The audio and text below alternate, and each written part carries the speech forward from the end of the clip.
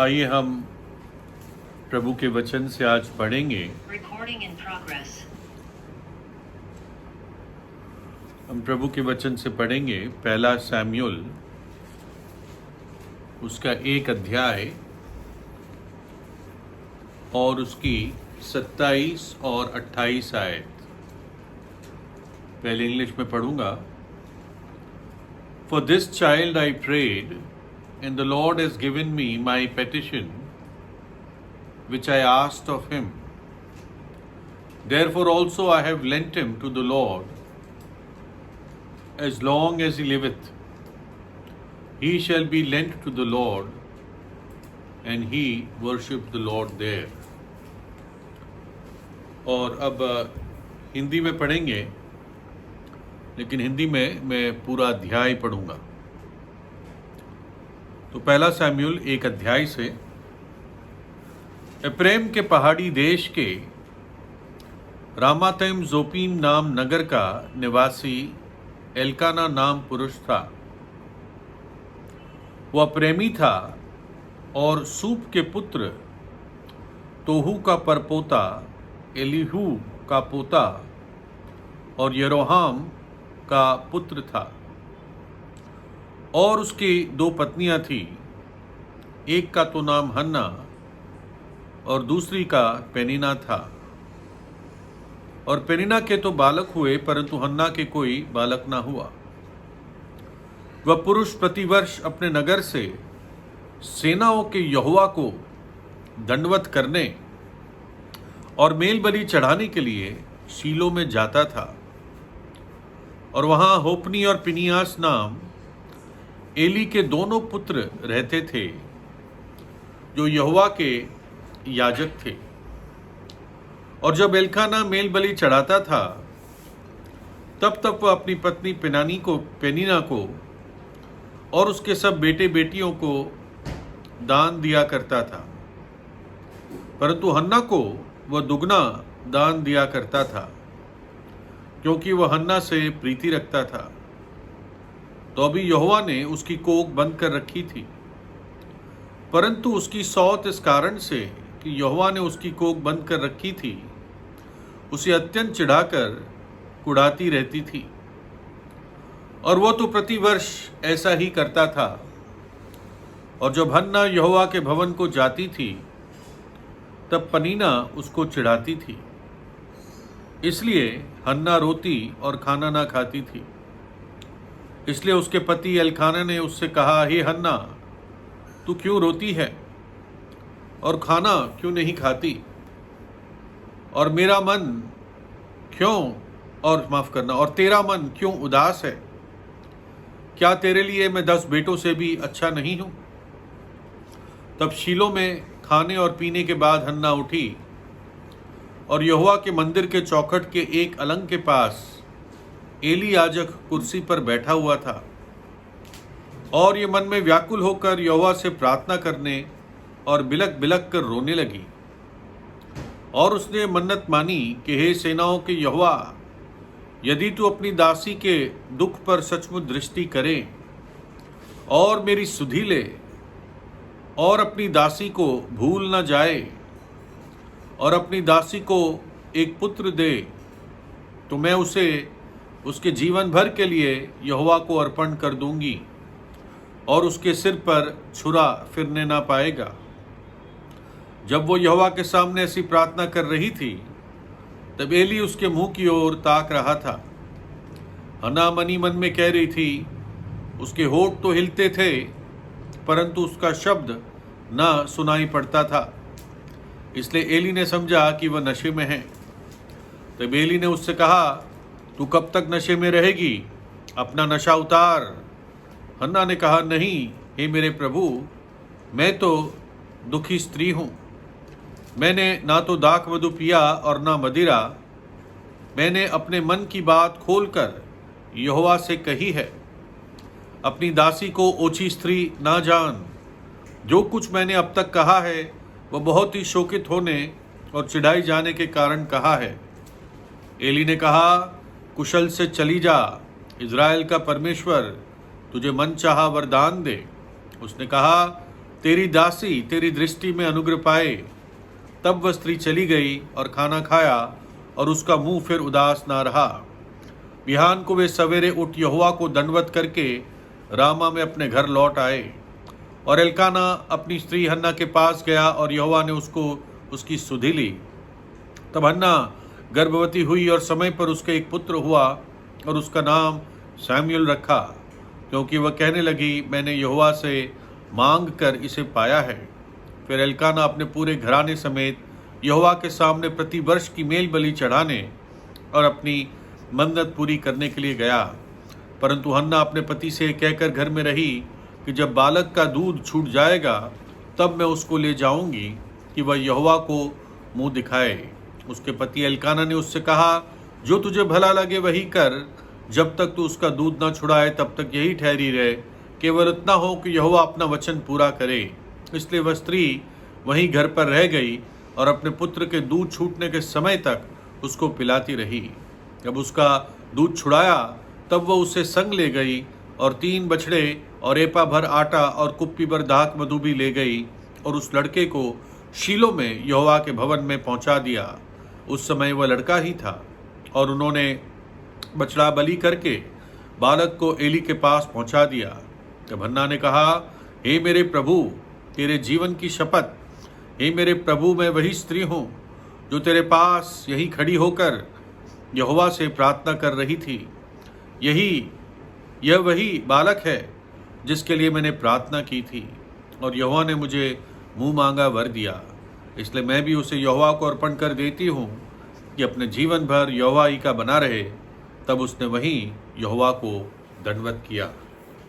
आइए प्रार्थना करें। प्रभु आपके वचन के पढ़े जाने पर आशीष दीजिए और इस अध्याय के द्वारा आप हमसे बातचीत करें और हमारी सहायता करें। पवित्र आत्मा हमारे शिक्षक हो।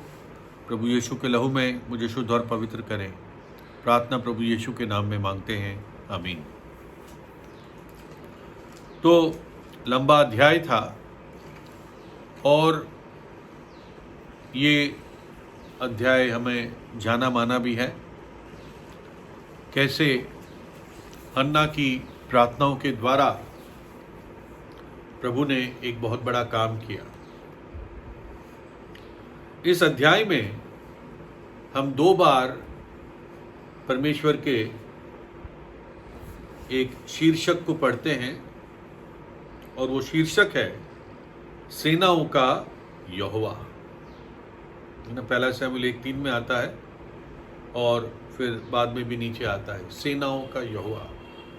एक गीत भी है इसके ऊपर, सेनाओं का यहोवा हमारे संग संग है, याकूब का परमेश्वर हमारे संग संग है। तो सेनाओं का यहोवा का अर्थ क्या है? Lord of hosts.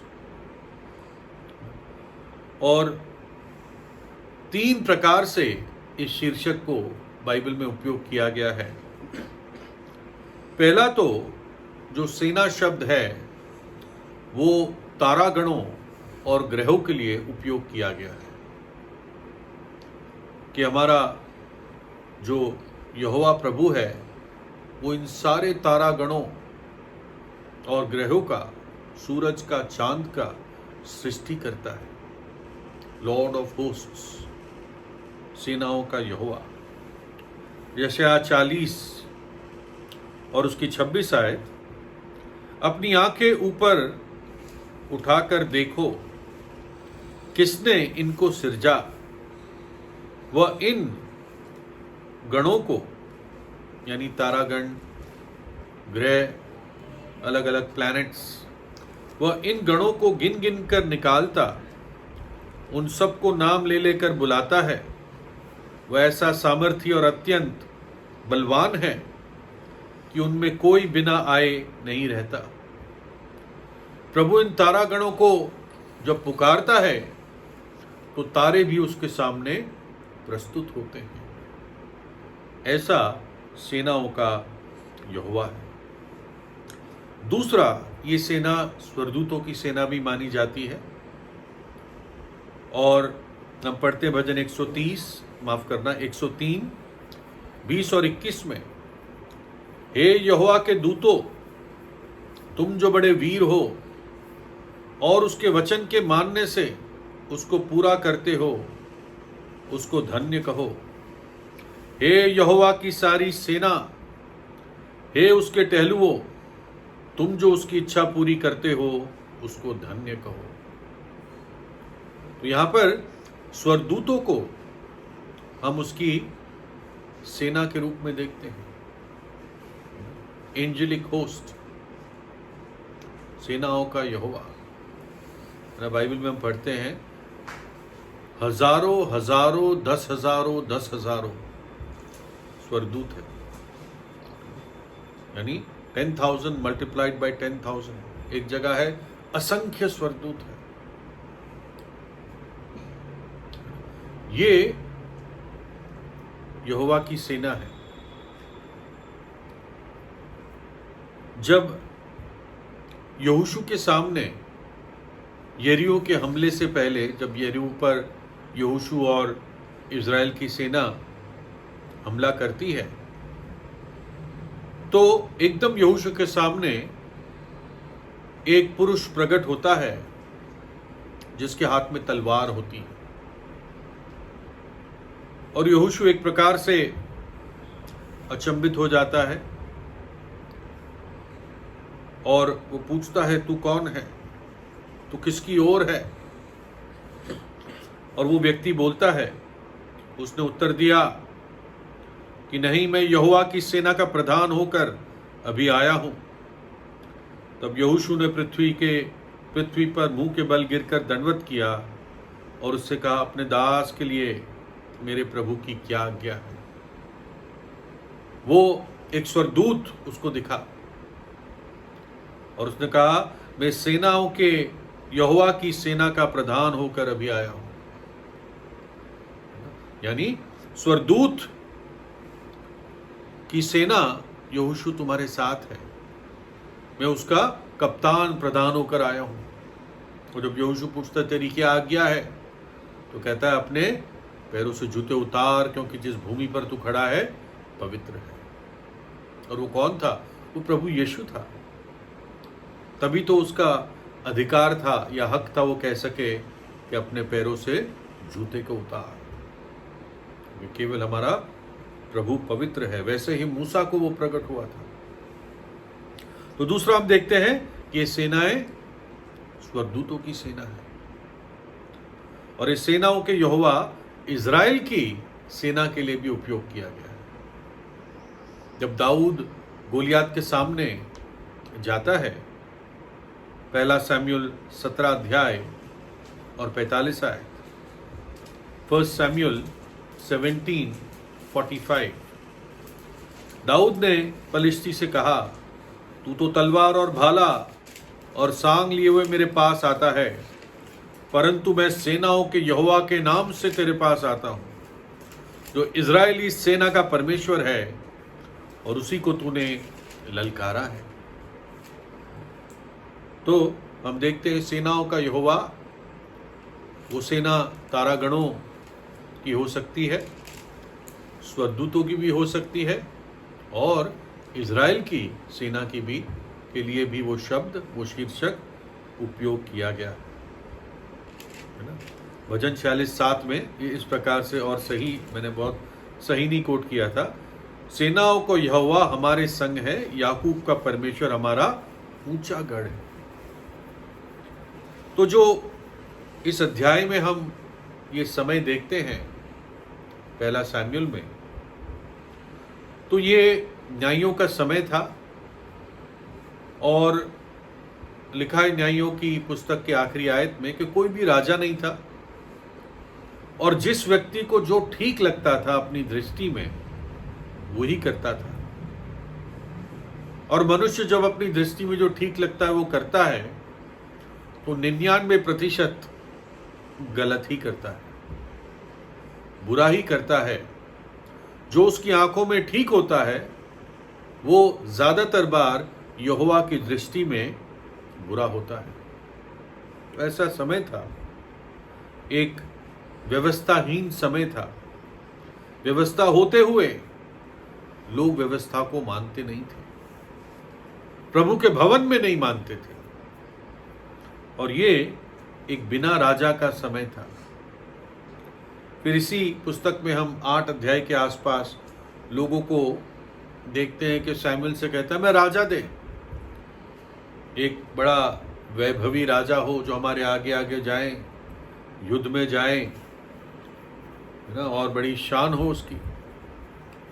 तो प्रभु फिर उनको राजा देता है जो सॉल होता है।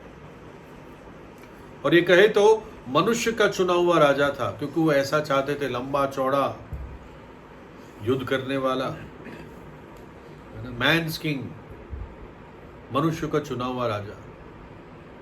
लेकिन फिर प्रभु अपने लोगों की मूर्खता के बावजूद, उनकी गिरावट के बावजूद उनकी भलाई करता है। और फिर प्रभु दाऊद को लाता है, गॉड्स किंग, परमेश्वर का चुना हुआ राजा। तो पहले तो कोई राजा नहीं था, फिर मनुष्य का चुना हुआ राजा, और फिर परमेश्वर का दिया हुआ राजा हम देखते हैं। और ऐसा समय आ गया था कि कोई भी एक गॉडली लीडरशिप नहीं थी, कि प्रभु के भय में कोई अगुवाई करने वाला व्यक्ति नहीं था। फिलहाल एली ही याजक भी था और न्यायी भी था, जज भी था। और एली उस समय का महायाजक था। और उसके बेटे लुच्चे थे, बुरे थे, होफनी और फिनियास, और दोनों यहोवा की दृष्टि में दुष्ट थे। और इसलिए कोई भी वचन प्रभु की ओर से इज़राइल को उस समय नहीं मिलता था, कोई दर्शन नहीं होते थे। एक प्रकार से सूखा पड़ा हुआ था, आत्मिक सूखा इज़राइल में पड़ा हुआ था। पहला सैमुएल 3:1 पढ़ते हैं, पहला सैमुएल 3:1। और वो बालक सैमुएल एली के सामने यहोवा की सेवा टहल करता था, और उन दिनों में यहोवा का वचन दुर्लभ था और दर्शन कम मिलता था। इंग्लिश में लिखा है कोई खुला दर्शन नहीं था, नो ओपन विजन। लेकिन हम बाइबल में कई बार देखते हैं कि इज़राइल के इतिहास में विशेषकर कि प्रभु समस्या का समाधान एक बालक भेजकर करता है। एक बेबी भेजकर प्रभु समस्या का समाधान करता है। और जब भी बच्चों के बारे में घोषणा होती है बाइबल में, तो इससे पता चलता है कि प्रभु अभी भी अपने लोगों की सुधि ले रहा है, उनकी चिंता कर रहा है और उनके लिए हल निकालेगा। जब एक बालक दुनिया में आता है तो एक नया जीवन दुनिया में आता है, एक नई शुरुआत होती है। और एक बालक का इस दुनिया में आना अपने आप में एक आश्चर्यकरम है, और केवल परमेश्वर ही ये कर सकता है। आपको याद है जब राहिल को कोई बालक नहीं था तो याकूब को शिकायत कर रही थी, और उसने कहा उत्पत्ति 30 उसकी पहली आयत के दूसरे हिस्से में और दूसरी आयत, और राहेल ने याकूब से कहा मुझे भी संतान दे, नहीं तो मैं मर जाऊंगी। तब याकूब ने राहेल से क्रोधित होकर कहा, क्या मैं परमेश्वर हूं? तेरी कोख तो उसी ने बंद कर रखी है, तू तो बांझ है, इसके लिए मैं जिम्मेदार नहीं। वो क्रोधित हो गया, क्या मैं परमेश्वर हूं? और कई बार हम देखते हैं बाइबल में कि जो स्त्रियां जिनको बालक नहीं थे लंबे समय से, प्रभु उन्हीं को विशेष बालक भेजता है, बेबीज भेजता है।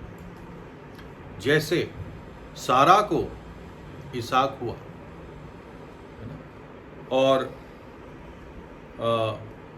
रिबका को याकूब और ईसाऊ हुए 20 वर्ष के बाद, और राहेल को यूसुफ हुआ। ये सब विशेष व्यक्ति हुए, इसहाक, याकूब, यूसुफ। और याद करो कि जो सबसे महान बालक इस दुनिया में पैदा हुआ वो भी तो बालक बनकर आया, हमारा प्रभु यीशु मसीह। यशाया 9:6, क्योंकि हमारे लिए एक बालक उत्पन्न हुआ, हमें एक पुत्र दिया गया, और प्रभुता उसके कांधे पर होगी, और उसका नाम अद्भुत, युक्ति करने वाला, पराक्रमी परमेश्वर, अनंत काल का पिता और शांति का राजकुमार होगा। यही बालक हम सबों के लिए अनंत जीवन लेकर आया। हम पढ़ते हैं इसी अध्याय में कि सैमुअल रामा नगर में जन्मा, और फिर 7 अध्याय में पढ़ते हैं कि 7:17 में, तब वह रामा में जाकर उसका जहाँ घर था लौट आया, और वहाँ भी इजराइलियों का न्याय करता, और वहाँ उसने यहोवा के लिए एक वेदी बनाई। वो रामा में रहता भी था। और आखिर में 25:1 में, और सैमुअल मर गया, और समस्त इजराइल ने इकट्ठे होकर उसके लिए छाती पीटी, और उसके घर ही में जो रामा में था उसको मिट्टी दी। तो अजीब बात है, सैमुअल रामा में जन्मा और रामा में जीता था। ऑफ कोर्स और जगह विजिट के लिए जाता था, रामा में ही उसको मिट्टी दी गई। ये कहानी शुरू होती है एल्काना से, जो एक लेवी परिवार से था। है ना, मैं सारा इतिहास देने की कोशिश नहीं कर रहा हूँ क्योंकि समय ज़्यादा चला जाएगा, लेकिन पहला इतिहास 6 अध्याय में से पता चलता है कि एल्काना एक लेवी परिवार से था, और इसलिए उसका बेटा सैमुअल भी एक लेवी था, और इसलिए वो याजक बनने के योग्य था। और लेवी पूरे इज़राइल में इधर उधर रहते थे, और जब उनकी सेवा होती थी तो वो शीलो में आकर सेवा करते थे। आपको याद है जो अभी भाई ने जिक्र किया था कि लूका 10 में एक लेवी कहाँ से कहाँ जा रहा था, यरूशलेम से यरीहो जा रहा था, क्योंकि उनकी बस्ती यरीहो में थी। तो इसलिए अपनी सेवा पूरी करके, जो शायद आधे महीने की होती थी, वो पूरी करके वो अपने घर वापस जा रहा था, और इसलिए उसने उस घायल सामरी पर ध्यान नहीं दिया, क्योंकि घर जाने में उसको जल्दी थी, और ये भी था कि वह अशुद्ध ना हो जाए एक मृतक शरीर को छूकर, अगर वो मर जाता। सबसे पहला जो प्रभु का भवन इज़राइल में स्थापित हुआ वो यहोशू के समय हुआ, क्योंकि 40 वर्ष तो प्रभु का तंबू यात्रा में था, जंगल की यात्रा में। लेकिन जब कनान की भूमि पर वो पहुंचे तो शीलो नामक जगह में तंबू को स्थापित किया गया। हम कहां पर पढ़ते हैं, यहोशू 18 अध्याय और 1 आयत। फिर इजराइलियों को सारी मंडली ने शीलो में इकट्ठी होकर वहां मिलाप वाले तंबू को खड़ा किया, क्योंकि देश उनके वश में आ गया था। शीलो में मिलाप वाले तंबू को खड़ा किया, यानी लोग शीलो में आते थे प्रभु की आराधना करने के लिए, बलिदानों को चढ़ाने के लिए। लोग पूरे इज़राइल से शीलो में आते थे ना। तब यरूशलेम में तंबू नहीं था, शीलो में था। और बाद में हम देखते हैं इसी तंबू को प्रभु शीलो से हटा देता है। क्यों?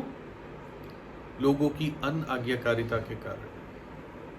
और अनाज्ञाकारी ये नहीं कि एक बार हुए, 2 बार, लगातार अनाज्ञाकारी थे। कहने के लिए ज्यादातर लोग यहोवा को मानते थे, अपनी रीति रिवाज पूरी करते थे, लेकिन उनके घरों में और वो पहाड़ों पर और ऐसी ऐसी जगहों पर जाकर मूर्तियों का पीछा करते थे।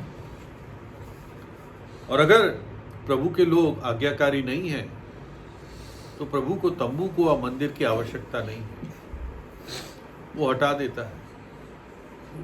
जब मंदिर बना, सुलेमान ने बनाया, और जब लोग भ्रष्ट हो गए तो प्रभु ने उस मंदिर को अपनी दृष्टि से हटा दिया। नबूकदनेस्सर ने फूंक दिया उसको, फिर बनाया गया 70 वर्ष बाद, और फिर हेरोद ने उसको और सुंदर किया जब प्रभु का जन्म होने वाला था उस समय। लेकिन फिर 70 ईस्वी में वो मंदिर ही प्रभु ने हटा दिया, पत्थर पर पत्थर नहीं रहा, और आज तक नहीं। तो ये शीलो का तंबू भी प्रभु ने हटाया। याजक अंदर ही जो एली के बेटे थे वो भ्रष्ट थे, लुच्चे थे, यहोवा की दृष्टि में बुरे थे। पढ़ते हैं भजन 78-60 में 78-60, उसने शीलो के निवास अर्थात उस तंबू को जो उसने मनुष्य के बीच खड़ा किया था त्याग दिया। प्रभु ने ही उसको त्याग दिया। और शायद ये 1 शमूएल 4 अध्याय के आसपास होता है जब वाचा का संदूक फिलिस्ती लोग चुरा कर ले जाते हैं।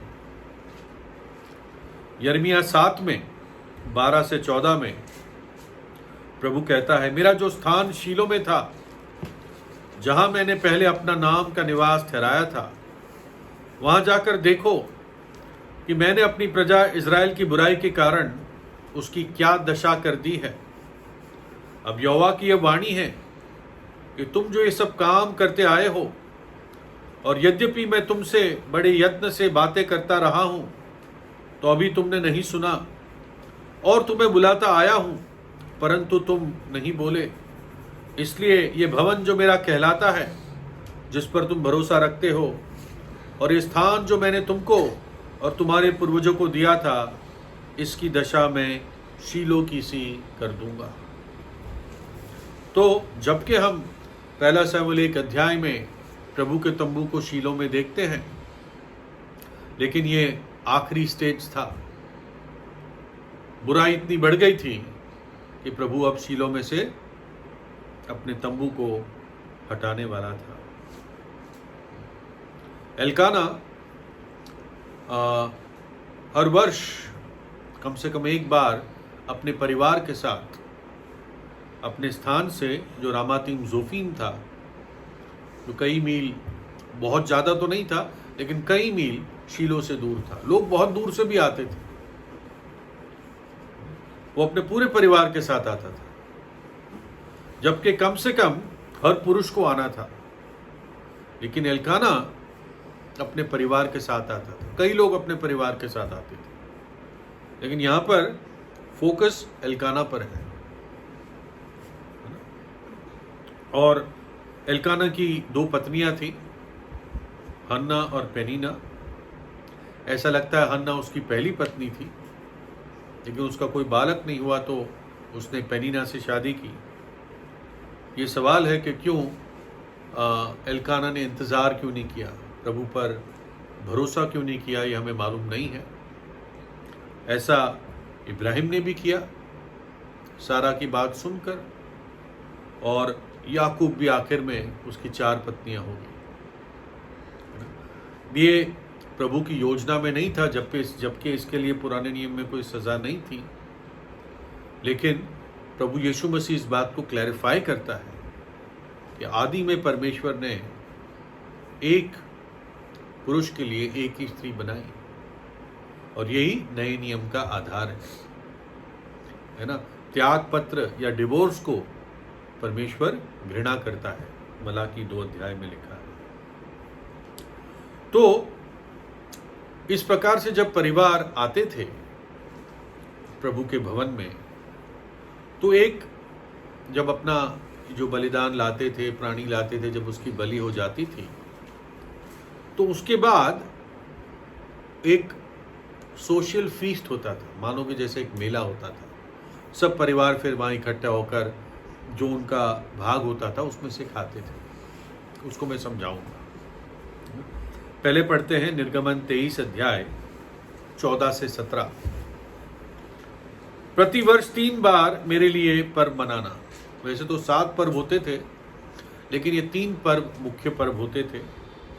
अखमीरी रोटी का पर्व यानी फसह का पर्व, क्योंकि उसके बाद 7 दिन अखमीरी रोटी खानी होती थी, तो कुछ लोग इसको फसह का पर्व कहते थे, कुछ लोग इसको अखमीरी रोटी का पर्व कहते थे। और दूसरा था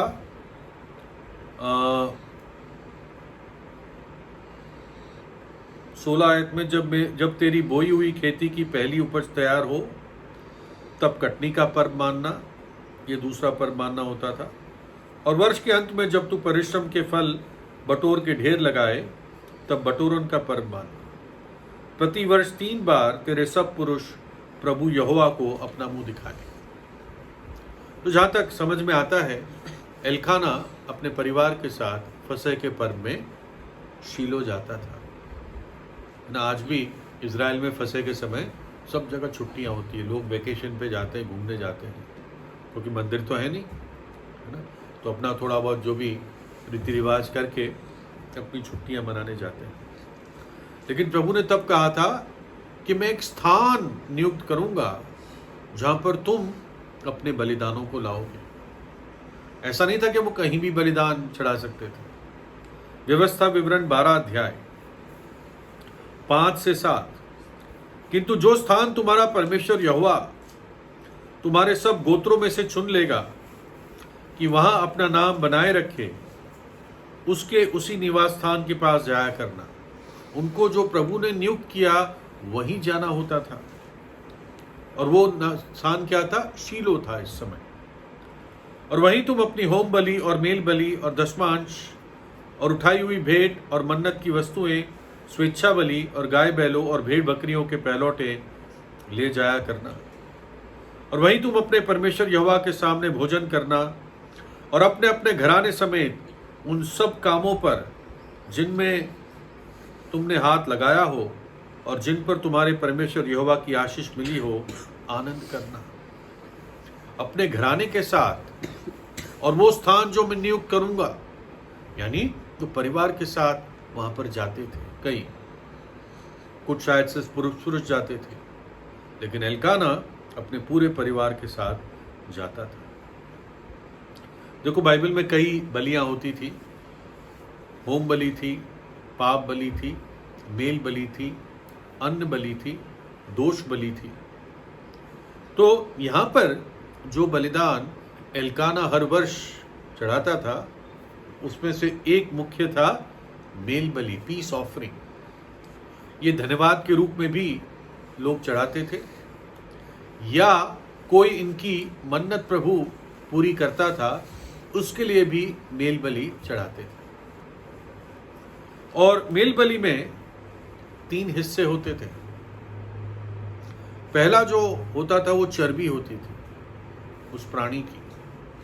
वो चर्बी संपूर्ण रीति से वेदी पर जलाई जाती थी, क्योंकि चर्बी सबसे रिच होता है, सबसे कह सकते हैं पौष्टिक होता है, और पता नहीं हिंदी में क्या कहेंगे, खाने के रूप में धनी होता है।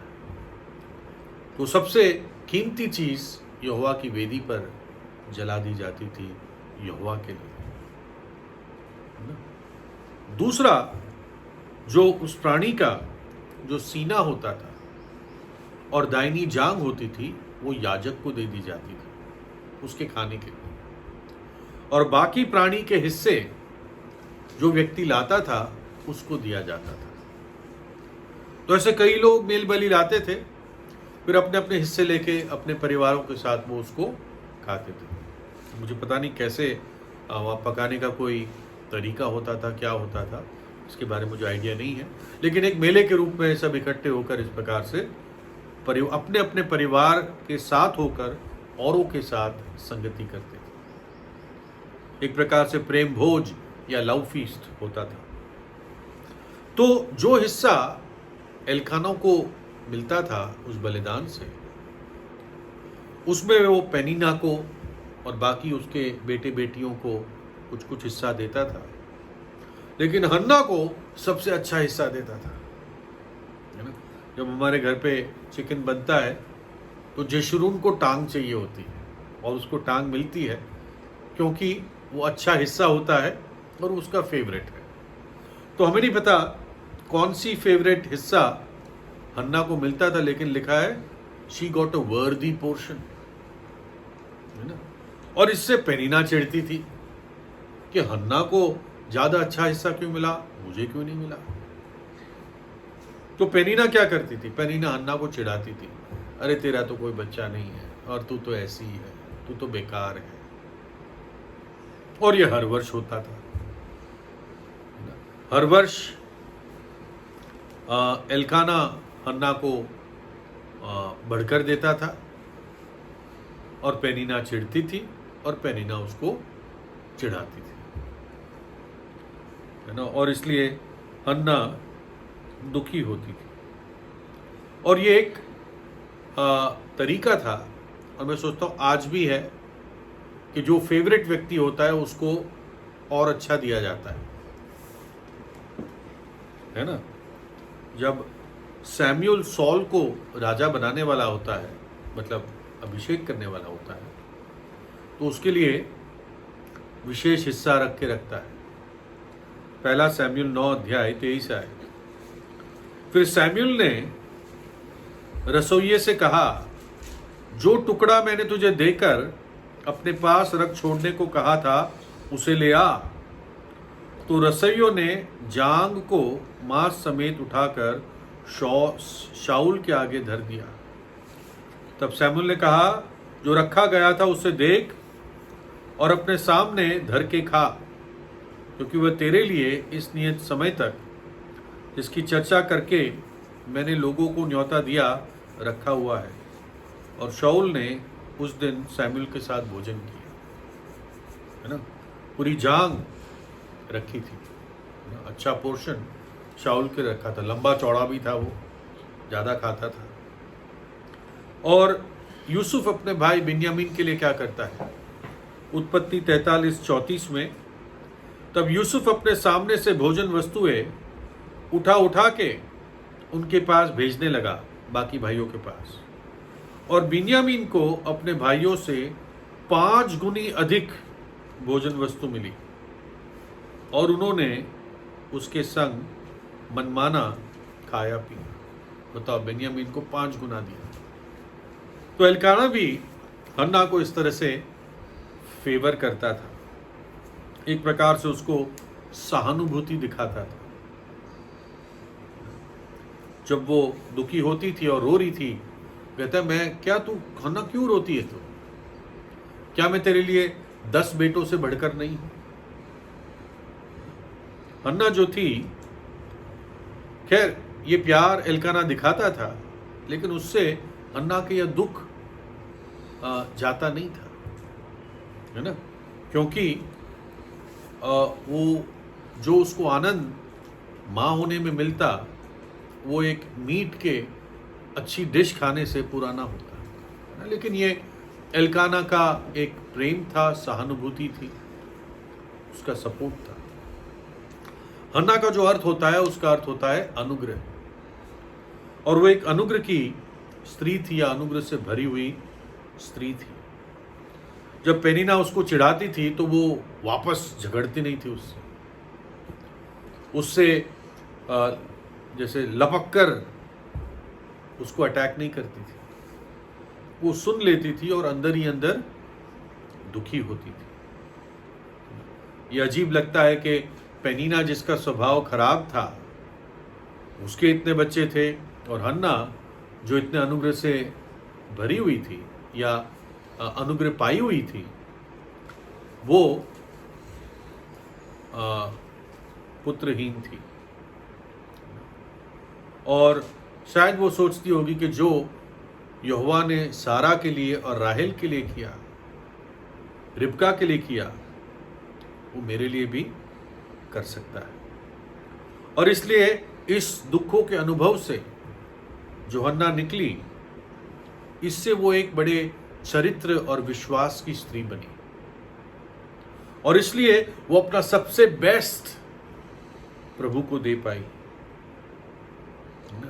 अपना दुख सिर्फ प्रभु के सामने वो उंडेलती थी।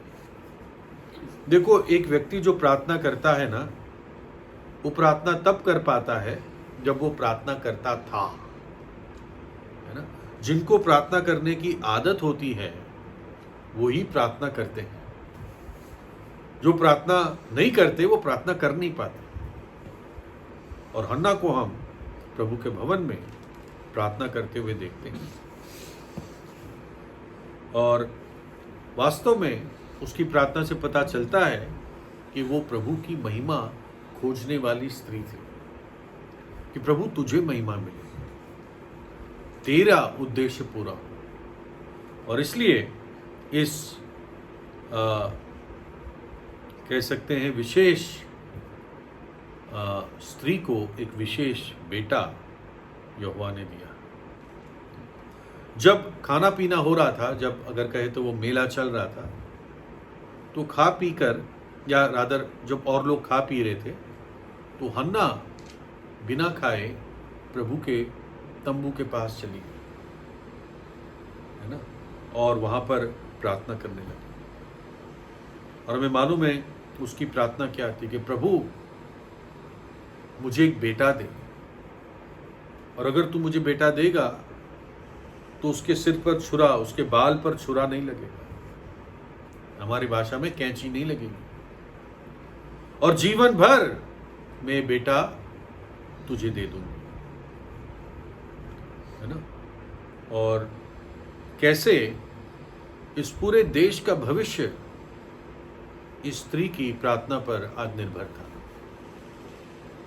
है ना। देश में कोई जानता नहीं था, एली जानता नहीं था। कोई बड़े बड़े अमीर लोग अगर होंगे, निश्चित रूप से होंगे, उन्हें ना चिंता थी, ना वो जानते थे कि प्रभु क्या करने पे था। एक स्त्री जो बिलक बिलक कर अपने मन ही मन में रो रही थी, उसके द्वारा प्रभु एक बहुत बड़ा काम करने वाला था। और कई ऐसे प्रभु के दास दुनिया में हुए जिनकी माँओं की प्रार्थना के कारण, माँओं की भक्ति के कारण प्रभु ने इतिहास को बदल दिया। ऐसी बहुत सारी माएँ रही, है ना, जिन्होंने ऐसे बच्चों को, गॉडली बच्चों को दुनिया में बड़ा किया। जो तंबू था शुरुआत में, ऐसा लगता है कि इन्होंने कुछ आसपास कंस्ट्रक्शन कर दिया था लकड़ी का, शायद सुरक्षित रखने के लिए, प्राणियों से बचाने के लिए, है ना। या समय इतना खराब था, चोर भी होते थे, ये ना हो कि भाई चोर आकर दीवटें चुरा के भाग जाए। तो हमें पता चलता है कि कोई एक इन्होंने लकड़ी का ढांचा सा बना दिया था, खंबे से थे। पढ़ते हैं जल्दी से 1 शमूएल 1:9।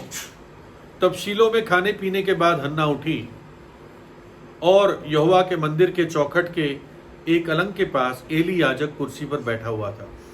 सॉरी, यहाँ पर जब वो जाती है, खा पी के जाती है, लेकिन एक जगह जब वो दुखी होती है तो तब उसको वो मनाता है एलकाना कि क्या मैं 10 बेटों से बढ़कर नहीं हूँ तेरे लिए। खैर, इस पे वापस आते हैं। तो और यहोवा के मंदिर के चौखट के एक अलंग के पास एली याजक कुर्सी पर बैठा था, है ना। हम चौखट और अलंग पढ़ते हैं, ये पहले नहीं था, यानी इन्होंने कुछ ऐसे लकड़ी का एक एनक्लोजर सा बना दिया था। फिर 1 शमूएल 3:15 में, और शमूएल भोर तक लेटा रहा, तब उसने यहोवा के भवन में केवाड़ों को खोला, और शमूएल एली को उस दर्शन की बातें बताने से डरा। यानी केवाड़ था, लेटने की जगह थी, अभी तक मंदिर नहीं बना था, याद रखना, लेकिन केवाड़ अब आ चुका था। 1 शमूएल 3:2। और उस समय ऐसा हुआ कि एली की आंखें धुंधली हो गई थी और उसे ना सूझ पड़ता था जब वह अपने स्थान में लेटा हुआ था। यानी याजक के अब लेटने के लिए जगह थी, और इसलिए इस अब तंबू को तंबू कहा जाता था, मिलाप वाला तंबू कहा जाता था। इसी पुस्तक में मंदिर भी कहा गया और यहोवा का निवास स्थान भी कहा गया। और एली अपने इस कुर्सी पर बैठता था। कुर्सी का भी प्रयोजन नहीं था, क्योंकि याजक का काम कभी कभी खत्म नहीं होता था, लेकिन इन्होंने कुर्सी लगा ली थी क्योंकि एली काफ़ी वजनदार भी था। और प्रभु का भविष्यद्वक्ता उसे कहता है कि तूने इन चीज़ों को खा खा कर अपने आप को मोटा बना दिया है ना, यू मेड योरसेल्फ फैट। तो वो हन्ना को दूर से देखता है और हन्ना प्रार्थना कर रही है, सिर्फ उसके होठ हिल रहे हैं और एली को लगता है कि ये शराब पी के आई है ना। यानी ऐसा समय था कि लोग शराब पी के ऐसे हरकत करते थे, बड़बड़ाते थे। एली दूर था तो उसको मालूम नहीं पड़ा कि ये कुछ शब्द बोल ही नहीं रही है, ये मन ही मन में बोल रही, लेकिन होठ उसके हिल रहे हैं। यानी लोगों की ऐसी आदत थी, कुछ ऐसे आ जाते थे, इसलिए लोगों को लगा ये भी ऐसी है ना। यानी औरतें भी शराब पीती थी और भवन में आ जाती थी, इसलिए एली उसको डांटता है कि अपना नशा छोड़, कब तक नशे में रहेगी। और तब हन्ना बिना अपने आप को जस्टिफाई किए, अरे तुझे क्या मालूम बुड्ढे, ऐसे उसने कुछ नहीं कहा। उसने नम्रता से उसको प्रभु का दास मानते हुए, स्वामी मानते हुए, मतलब एक सर मानते हुए, एक आदर का व्यक्ति मानते हुए कि तेरी दासी ऐसी नहीं है, ओछी स्त्री नहीं है, परंतु मैं अपना हृदय यहोवा के सामने उंडेल रही हूँ, मैं बहुत दुख में हूँ, इसलिए मैं प्रार्थना कर रही हूँ ना। और तब एली कहता है उसको कि यहोवा तेरी मन्नत को पूरा करे। हमें नहीं मालूम, क्योंकि हन्ना एक प्रार्थना की स्त्री थी, क्या पता प्रभु ने इसके दिल में डाला कि तू एक बेटा मांग और वो बेटा मेरे लिए दे दे। और हन्ना ने ऐसी ही प्रार्थना की। किसी ने कहा हन्ना की प्रार्थना से सैमुएल की सृष्टि हुई। सैमुएल तो जन्मा ही नहीं था, लेकिन सैमुएल तो था ही नहीं। ये तो हन्ना की एक वास्तविक, काल्पनिक, सच्चा काल्पनिक प्रार्थना थी कि प्रभु मुझे बेटा देगा, मैं बेटा प्रभु को दूंगा, प्रभु को दूंगी। क्या वो प्रभु से क्या करती, बार्गेनिंग कर रही थी? है ना, बार्गेनिंग नहीं कर रही थी, ये पवित्र आत्मा उसकी अगुवाई कर रहा था। और निश्चित रूप से उसके बेटा पैदा होने से उसके ऊपर जो कलंक था वो हट जाता, पेनिना का मुंह चुप हो जाता। लेकिन एक 3 साल का बेटा दे देना पूरे जीवन भर के लिए, ये कितना बड़ा सैक्रिफाइस था, कितना बड़ा दुख था। लेकिन वो उस दुख को उठाने के लिए तैयार थी। कोई और होती तो कहती चलो बेटर है कि मैं पुत्रहीन रहूं, इसके बजाय कि मुझे पुत्र हो और मैं 3 साल बाद उसको दे दूं किसी और को, और वो भी ऐसे वातावरण में जहां दुष्ट 2 एली के बेटे हैं। लेकिन हन्ना एक अनुग्रह पाई हुई स्त्री थी, प्रार्थना की स्त्री थी। और वो क्या कहती है प्रभु को, प्रभु ये जीवन भर नाजिर होगा। नाजिर कुछ टाइम के लिए होते थे, अगर आप गिनती 6 में पढ़े, 1 महीना, 2 महीना, 3 महीना, है ना। लेकिन ये खुद कहती है प्रभु ये जीवन भर नाजिर होगा, जीवन भर इसके सर पर छुराना फिरेगा। और आपको मालूम है, अगर कोई व्यक्ति अपने आप को मंदिर की सेवा के लिए अर्पण करता है, मानो कि एक 30 साल के व्यक्ति कहता है प्रभु मैं आपके मंदिर की सेवा करूंगा, ये मुझे नहीं मालूम कितने समय तक करूंगा। कोई वो निर्णय लेता है, एक शपथ लेता है और वो नहीं कर पाता, तो वो उस कारण अपने आप को मंदिर में चांदी देकर अपने आप को छुड़ा सकता था। तो 1 महीने का बच्चा भी कोई व्यक्ति, कोई माँ बाप मंदिर के लिए अर्पित कर सकते थे, 1 महीने का। और अगर नहीं कर पाए तो मुझे खुद नहीं मालूम कि 1 महीने के बच्चे को कैसे मंदिर में सेवा के लिए दे सकते हैं। लेकिन फिर भी हर उम्र के लिए कीमतें थी। लय व्यवस्था 27 अध्याय में। तो 1 महीने के लिए बच्चे के लिए क्या था, और यदि उसकी अवस्था 1 महीने या उससे अधिक और 5 वर्ष से कम की हो तो लड़के के लिए तो 5 और लड़की के लिए 3 शेकेल ठहरे। तो सैमुअल तो 1 महीने का भी नहीं था, जन्मा ही नहीं था,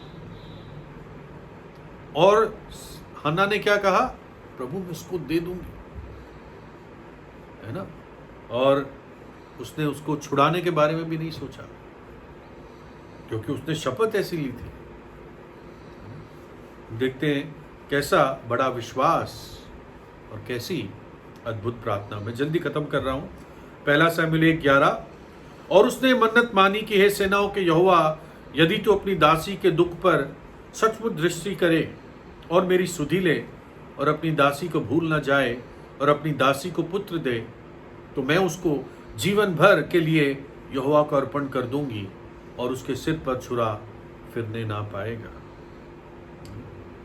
जबकि एली का आत्मिक जीवन इतना अच्छा नहीं था, लेकिन हन्ना के कारण प्रभु ने एली के मुंह में ये शब्द डाले। 17 आयत में एली ने कहा, कुशल से चली जा, इज़राइल का परमेश्वर तुझे मन चाहा वर दे। एली ने ये नहीं कहा मुझे माफ करो, मैंने आपको गलत समझा, ये भी नहीं करता एली, लेकिन वो कहता है कि इज़राइल का परमेश्वर तुझे मन चाहा वर दे, और प्रभु इस बात को पूरा करता है।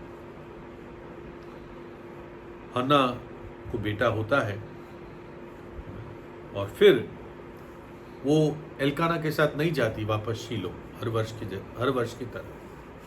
वो कहती है जब बच्चा दूध पीना छोड़ देगा तब मैं उसको प्रभु के भवन में परमानेंटली देने के लिए चली जाऊंगी। और फिर जैसे व्यवस्था में बलिदान लिखे थे, वो 3 बछड़ों को लेकर और आटा और बाकी सारी चीज़ें लेकर प्रभु के भवन में 3 वर्ष बाद जाती है, और एली से कहती है मैं वही स्त्री हूँ जो यहाँ पर खड़ी तेरे पास यहाँ पर मैं प्रार्थना कर रही थी, और मैंने इस बच्चे के लिए प्रार्थना की थी और प्रभु ने मेरी मन्नत पूरी की। और इसलिए अब मैं, क्या कहती है 28 में, इसलिए मैं उसे यहोवा को अर्पण कर देती हूँ कि अपने जीवन भर यहोवा ही का बना रहे। तब उसने वहीं यहोवा को दंडवत किया। क्या हन्ना जानती नहीं थी कि एली के बेटे इतने बुरे और लुच्चे थे? क्या उसको डर नहीं होगा कि मेरे बेटे को खराब कर देंगे?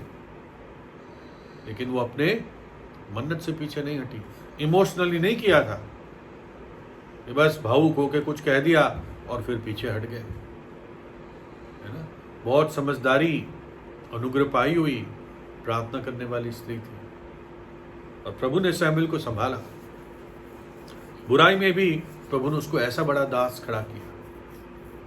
भजन 99:6 में शमूएल जो यहोवा को पुकारता था वो भी प्रार्थना करने वाला व्यक्ति हुआ, और शायद एक ही व्यक्ति है जिसको 3 पद मिले। ये याजक था, ये भविष्यद्वक्ता था, और ये न्यायी था, इज़राइल का न्याय करता था, है ना।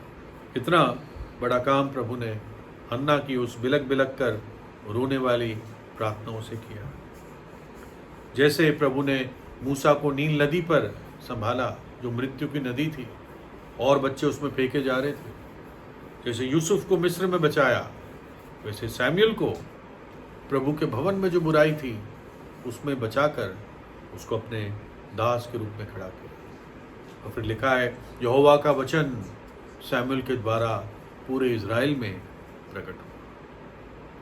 प्रभु हमारी सहायता करें और हमें भी इन वचनों के द्वारा चुनौती देकर हम इन आज्ञाओं को, बातों को मान सकें। प्रभु अपने वचन पर आशीष दें। Recording stopped.